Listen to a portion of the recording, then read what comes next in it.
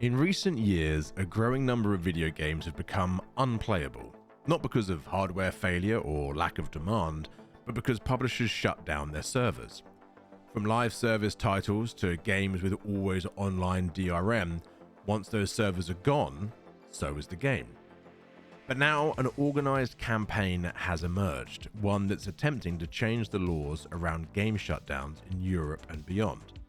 This is Stop Killing Games, a grassroots legal and preservation movement aiming to secure the future of games people buy, even after publishers have moved on.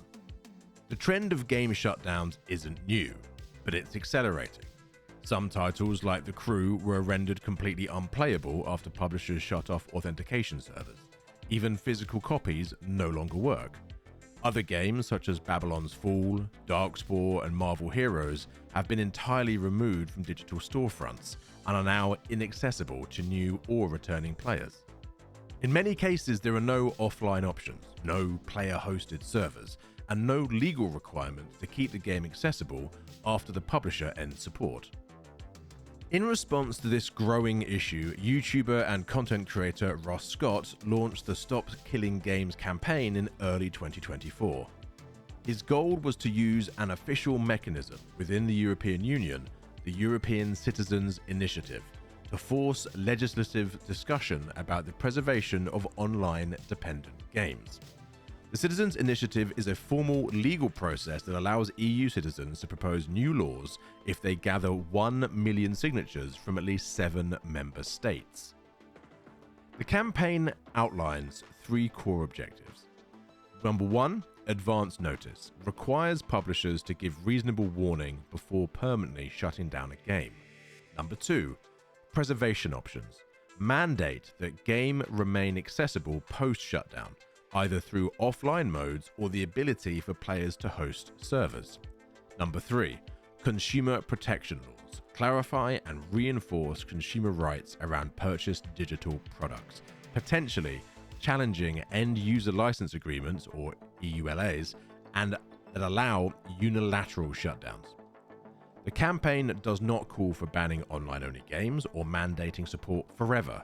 Only that access should continue in some form after official servers go offline. If Stop Killing Games reaches 1 million verified EU signatures before July 3rd, 2025, the European Commission is legally required to assess and respond to the proposal. This could lead to a hearing before the European Parliament and potentially result in new consumer protection laws across the EU. There is also a parallel petition in the UK running through July 14th, 2025, which aims to bring similar issues to the attention of the UK government. The campaign also cites existing consumer law in the EU, specifically Directive 93-13-EEC, which prohibits unfair contract terms. Under this framework, terms in a game's license agreement that allow a publisher to revoke access at any time may be considered legally questionable. The initiative argues that if a consumer purchases access to a game, they should retain that access in some form even after server support ends. There's also a cultural preservation element. As games increasingly become digital only and server reliant, the risk of losing access to them permanently raises concerns similar to those in film or literature archiving. The Stop Killing Games campaign has received support from some segments of the gaming community, particularly those interested in game preservation and digital rights. However, it has also faced challenges. The Citizens Initiative process is complex, with strict requirements on regional signature counts. Some developers and creators have questioned the feasibility of maintaining server code or offering offline options long term.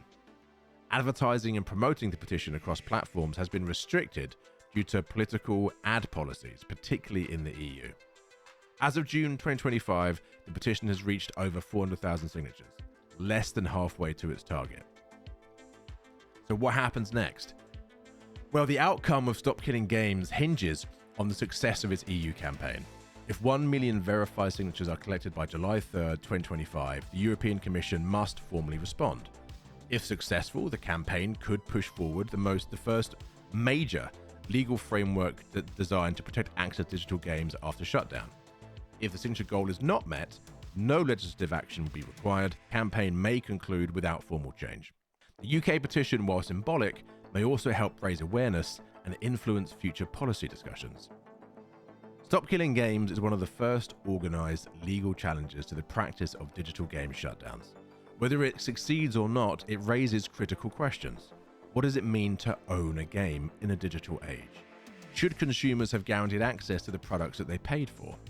And how should the industry balance evolving business models with long-term preservation? As the deadline approaches, all eyes are on Europe, and the future of game ownership may be hanging in the balance. But I would love to know, what are your thoughts? Do you think that purchasing a game gives you a right and a legal entitlement to play that game forever, to have access to that game forever in one form or another? Or do you think, as some developers and some popular content creators, Pirate Software, think, is that no, that this shouldn't be a thing and all it will do is make making games in the future harder? Let me know in the comments. I would love to know what your thoughts are. And as always, until next time, something, something, something.